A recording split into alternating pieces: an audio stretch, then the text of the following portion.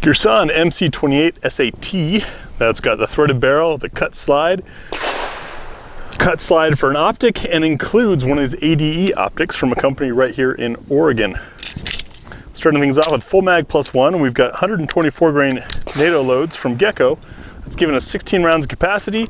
Let's see how this sight lasts and my zeroing job does. Got an ABC zone steel target about 15 yards out.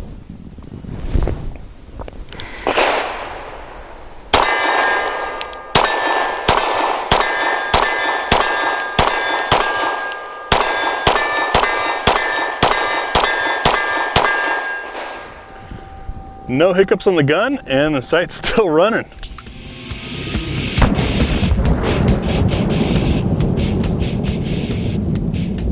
Who's hungry? We've got the dinner tray out because it's time for what's for dinner. Give you an idea of the 10 different loads we're going to run through these guns. Each load has a different recoil impulse, a different bullet profile.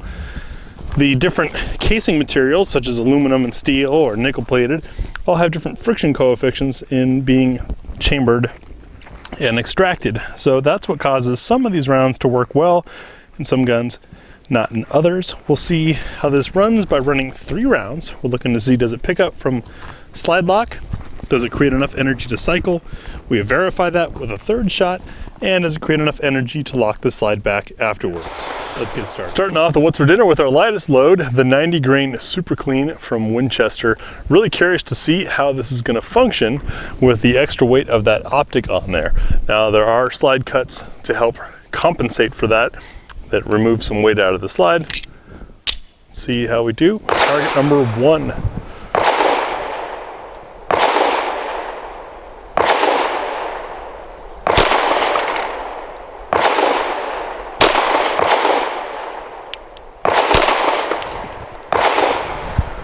That was rather smoky. Now stepping it up to 108 grain with the Norma monolithic hollow point. That 90 sure felt soft. See how 108 does.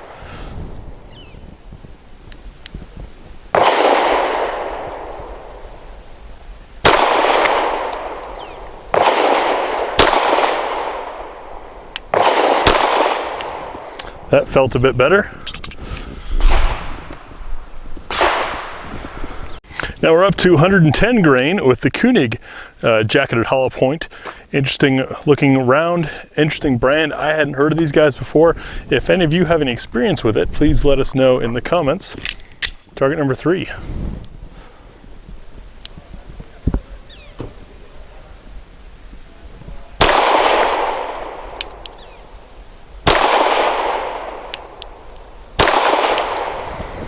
And it locked the slide back.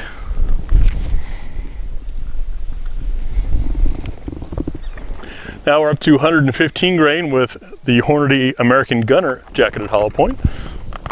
Target number 4.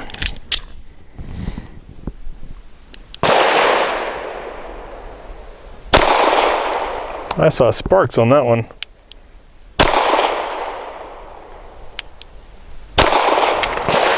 And it smells a bit like barbecue, but it cycled and locked the slide back.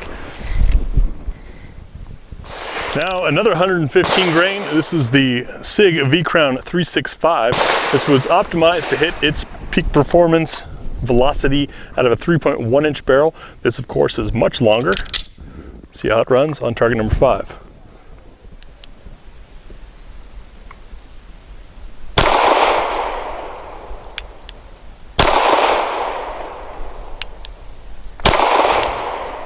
I think I pulled that 3rd one there, but locked the slide back, gun ran without an issue. All right, next up is Blazer aluminum cased 115 grain.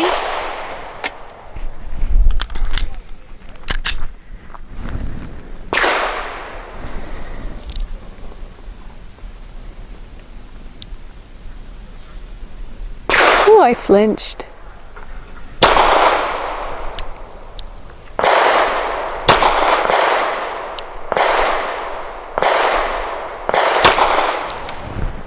Definitely pulled that last one.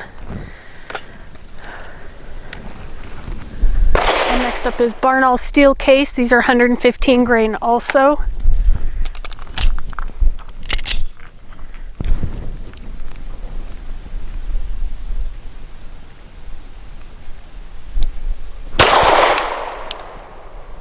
Flinch monster got me.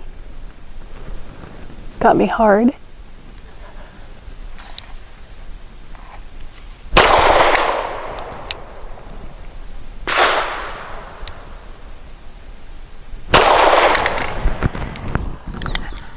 I don't know what was going on there. I wonder if the red lost its zero.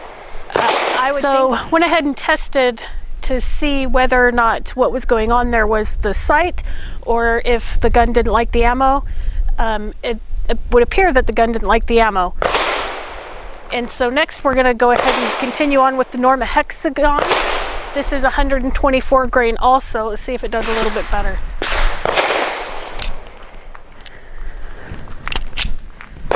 Target number 8. Note the one that's already there from before.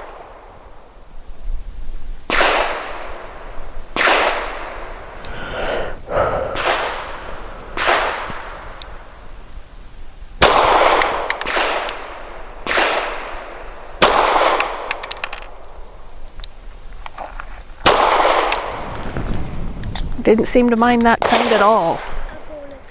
Yeah, did really well with the 124. Super fun federal Syntech match or training match, 147 grain. I got excited because they're purple.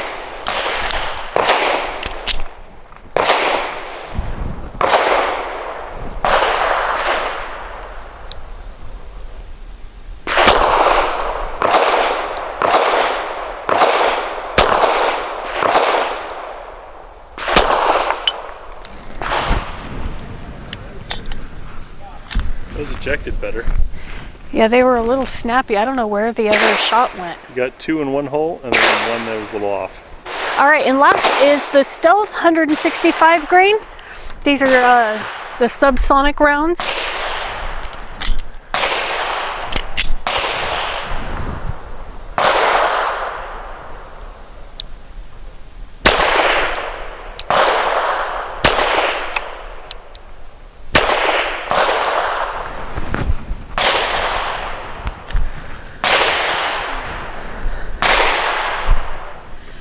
So for our accuracy test, we're going to use Nosler match grade, 115 grain. I'll be shooting at the right circle square. 5 shots for accuracy.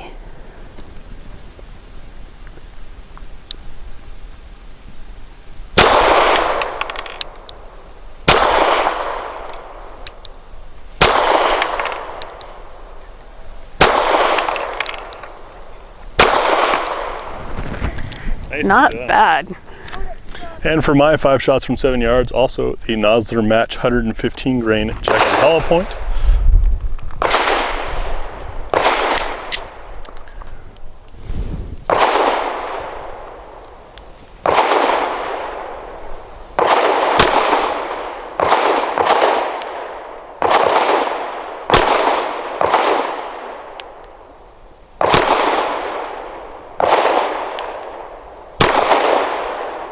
That one was my fault.